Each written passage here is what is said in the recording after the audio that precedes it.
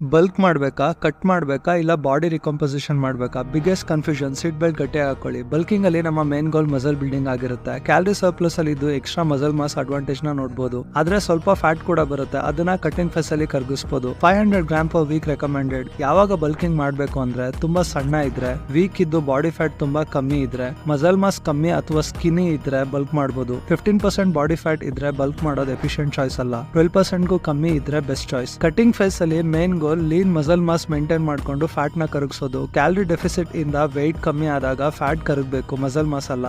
ಕರಗಿಸ್ಬೇಕಿರೋದು 1% of body weight per week. Cutting ಯಾವಾಗ ಮಾಡಬೇಕು ಅಂದ್ರೆ ಬಾಡಿ ಫ್ಯಾಟ್ ಮೋರ್ ದನ್ 16% ಇದ್ರೆ. ಬಾಡಿ ಫ್ಯಾಟ್ ಕಮ್ಮಿ ಆದಾಗ ಮಸಲ್ ಡೆಫಿನಿಷನ್ ಕಾಣೋದು, ಮಸಲ್ ಅಂಡ್ ಸ್ಟ್ರೆಂತ್ ಸ್ವಲ್ಪ ಕಮ್ಮಿ ಆಗುತ್ತೆ, ವರ್ಕೌಟ್ ಕ್ವಾಲಿಟಿ ಅಷ್ಟು ಚೆನ್ನಾಗಿ ಬರಲ್ಲ. Body recomposition main goal muscle mass gain ಮಾಡ್ಕೊಂಡು ಪ್ಯಾರಲಲ್ ಆಗಿ ಫ್ಯಾಟ್ ನ ಕರಗಿಸೋದು. ಬಾಡಿ ವೆಯ್ಟ್ ಚೇಂಜ್ ಆಗಬಾರ್ದು. ಕೆಲವು ದಿನ ಸರ್ಪ್ಲಸ್, ಕೆಲವು ದಿನ ಡೆಫಿಸಿಟ್ ಅಲ್ಲಿ ಇಟ್ಕೊಂಡು ರೀಕಂಪೋಸ್